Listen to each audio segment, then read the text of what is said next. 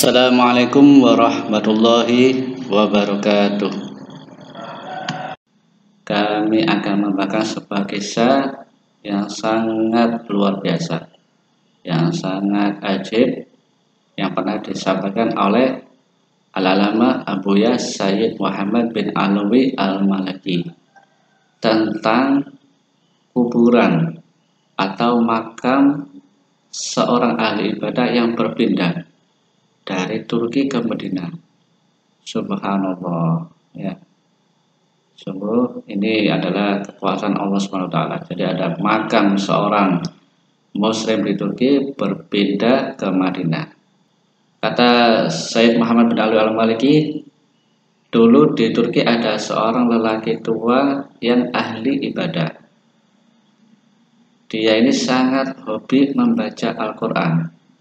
Sejak muda dia senang sekali membaca Al-Quran. Kalau ada waktu kosong, kalau saya sedang tidak bekerja, dia selalu membuka mushaf untuk membaca Al-Quran. Sayangnya, ketika usianya sudah lanjut, sudah tua, kemampuan penglihatannya mulai berkurang. Matanya sudah mulai agak rabun, sehingga kesulitan untuk membaca Al-Quran. Lantas, ia pun mempunyai ide untuk menulis Al-Quran dengan tangannya dengan huruf yang besar-besar, supaya dia ini mudah membacanya. Maka ide itu pun ia laksanakan. Ia mengambil pena, mengambil pulpen, lantas mulai menulis Al-Quran dengan tangannya pada buku. Setelah selesai, ia pun membawa Al-Quran tulisan tangannya itu kemanapun ia pergi. Jadi setelah dia menulis Al-Quran secara keseluruhan dengan huruf yang besar-besar, ia pun selalu membawanya untuk dibacanya. Subhanallah.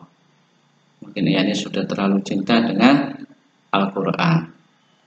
Menjelang wafatnya, ketika ia hendak meninggal dunia, ia berpesan kepada anaknya supaya kelak apabila dia sudah meninggal dunia, ia menguburkan Al-Quran tulisan tangannya itu bersama dirinya. Jadi ia berpesan kepada anaknya, nanti bila aku dikubur, dimakamkan, hendaknya Al-Quran ini juga dikuburkan bersama dengannya. Lama kemudian, lelaki tua itu pun meninggal dunia, dan si anak melaksanakan wasiatnya dengan meletakkan Al-Quran itu ke liang lahat bersama dengan sang ayah.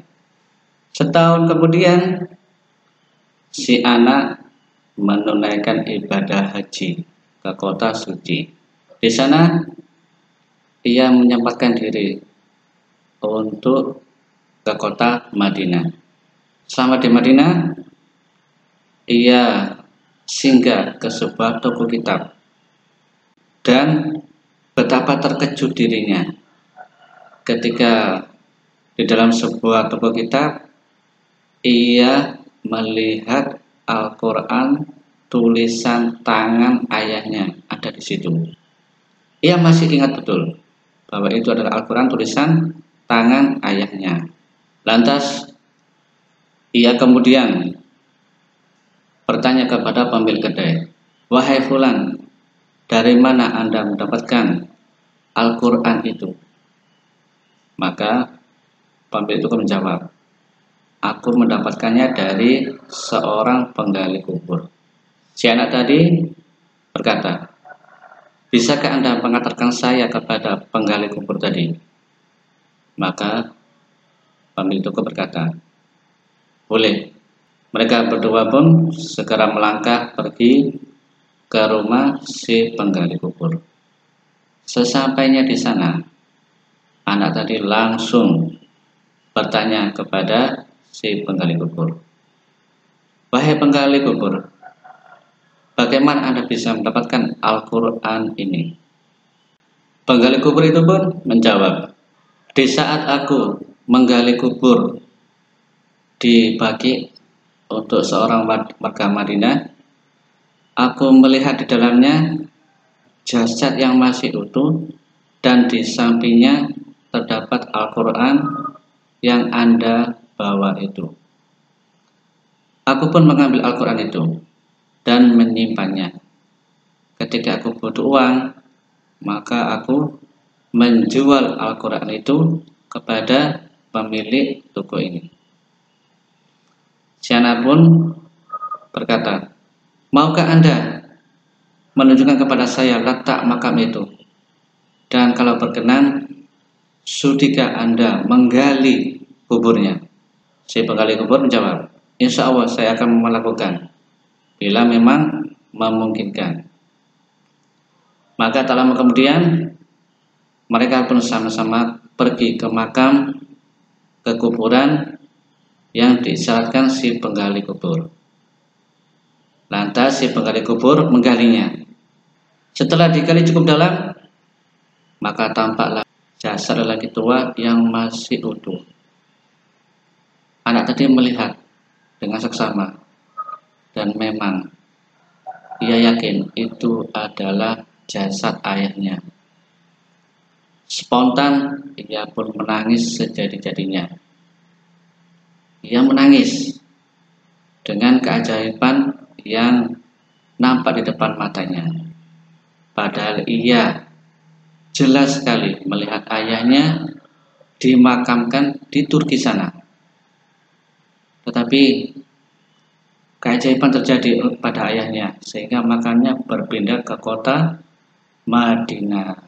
Selesai menyampaikan cerita ini, Sayyid Muhammad bin Al-Habib pun mengatakan, Al-mar'u ma'a man ahabba.